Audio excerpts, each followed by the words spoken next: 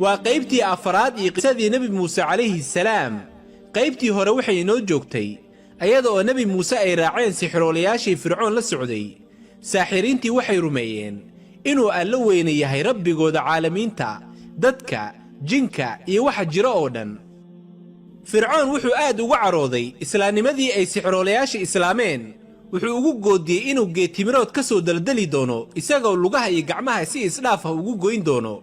laakiin sixroolayaashii waxay fircoon ugu jawaabeen qaaluu lan nu'thiraka ala ma ja'ana min al-bayyinati walladhi fatarana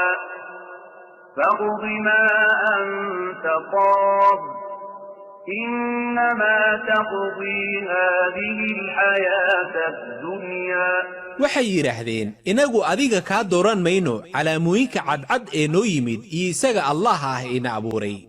ee go wixii aad rabto inaad goyso waxa kaliya aad goyn kartaa wixii la xiriira nolosha tan ee adduunka sixiroolayaashii soo islaamay iyagoo aanan cabsi yar ku jirin ayay fircoon waxay hadalkii u sii raaciyeen inna amanna bi rabbina liyaghfir lana khataayana wa ma akrahtana alayhi min as-sihr wallahu khayrun wa abqa xaqiiqdii waxaynu rumaynay rabbiga iyaga si uu inoogu dhaafo gafafkii iyo sixirkii aad nagu qasabtay allana baa qayr badan xagga abaalmarinta marka loo eego abaalmarintaada waa adiga fircoone alle baana sii daa'insan xagga ciqaabta marka loo eego ciqaabtaada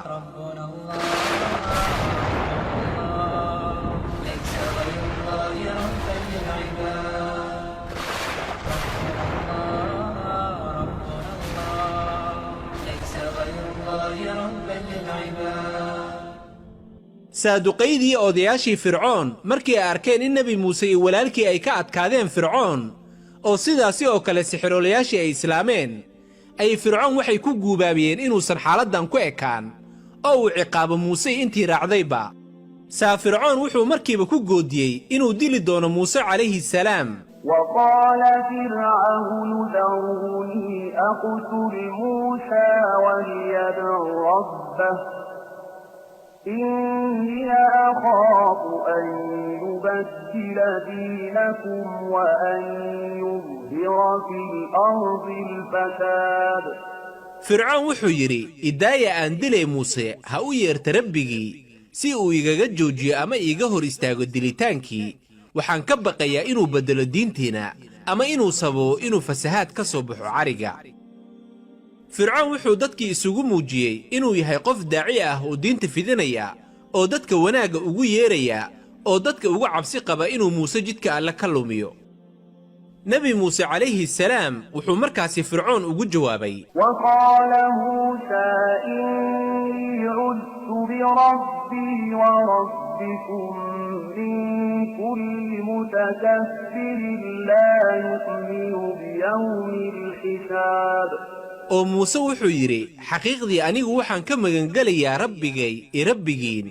isla weyni kasta oo aan rumaysnayn maalinta xisaabta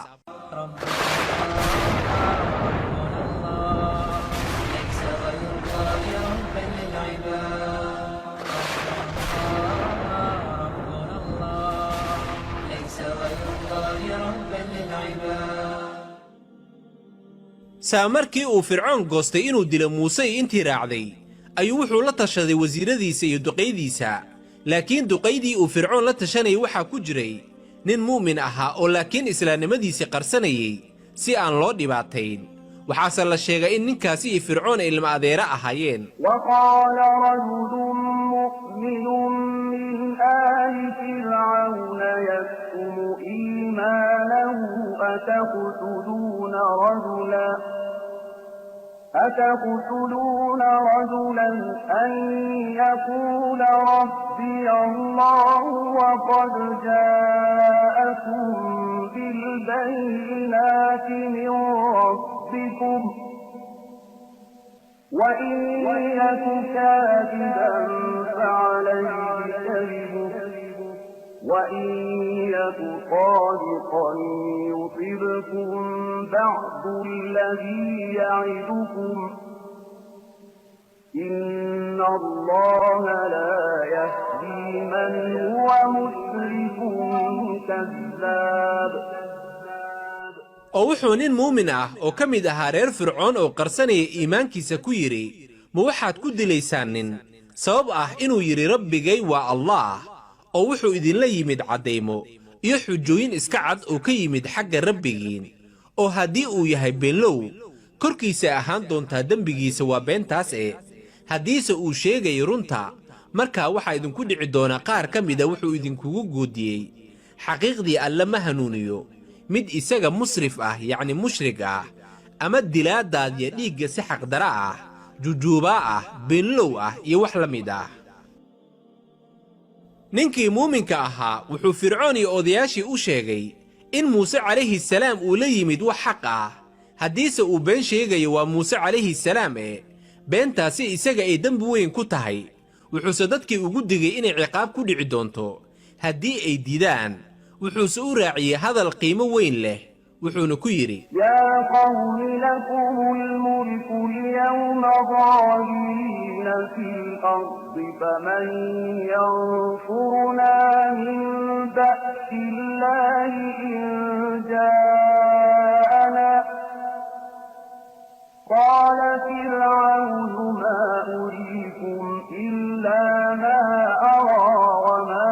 أهديكم إلا سبيل الرشاد qoomkaygiiow idinkaa haysta boqortooyada maanta oo ku adag dhulka laakiinse yaa inaga badbaadin doona cadaabta alle haddii ay tahay inay nagu dhacdo cadaabta alle fircoon wuxuu yidhi waxaan idin tusayaa oo keliya wixii aan u arko inay sax yihiin waxaana idinku hanuuniyaa oo keliya jidka toosan fircoon wuxuu waanadaasi ka qaaday kibir iyo isla weyni aan horay loo arag isaga oo hubay in muuse calayhi salaam wuxuu la yimid ay xaq yihiin laakiin ninkii muuminka ahaa islaamnimadiisii qarsanayey kama quusan qoomkiisa wuxuu mar kale iyo wadartood ku waaniyey qoomkiisa inay raacaan muuse calayhi salaam si aysan cawaaqib xumo ugu dhicin وقال الذي آمن يا قوم إني أخاف عليكم مثل يوم الأحزاب oo kii rumeeyey wuxuu yidhi qoomkaygiiow xaqiiqdii waxaan idinkaga baqayaa aayatiin la mid ah maalintii baabi'intii huwantii waayadii hore مثل دأب قوم نوح وعاد وثمود والذين من بعدهم وما الله يريد ظلما للعباد sida aayihii qoonkii nuux iyo caad iyo thamuud iyo kuwii ka dambeeyey iyaga allana ma ahan mid la doono dulmi addoommadiisa mu'minkii reer fircoon ahaa wuxuu weli halkiisii ka sii wadaa waanadiisii uu waaninayay fircoon iyo dadkii kala shaqaynayay golihiisii xukunka wuxuuna ugu digay natiijada ka dhalanaysa diidmada ay diidayeen xaqan isagoo xasuusiyey oo weliba tusaale ugu soo qaatay dadkii waayadii hore ee diiday isla xaqan oo kale oo ay u keeneen rusushoodii wuxuuna xusay qoomkii nuux caad iyo thamuud iyo qoomamkii ka dambeeyey oo dhan wuxuuse aakhirkii qoomkiisii siiyey digniintii ugu dambaysay ah in cawaaqib xumo ay kala kulmaan xagga alleh iyo maalinta isxisaabinta loosugu yeeri doono muslim iyo gaalba ويا قوم إني أخاف عليكم يوم التناد oo qoomkaygiiow xaqiiqdii waxaan idinkaaga baqaa maalinta ay ahaan doonto isku yeeridda ahlu naarka iyo ahlu jannaha يوم تولون مدبرين ما لكم من الله من عاصم ومن يضلل الله فما له من هاد maalin aad jeedin doontaan dhabarradiinna oo aad carari doontaan idinkoo aanan lahayn wax idinka celiya allaah oo kii kastaa uu alla lumiyo isagu ma laha wax hanuuniya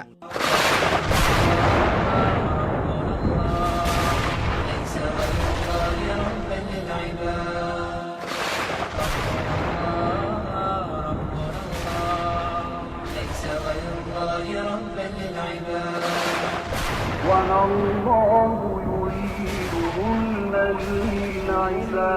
للعباد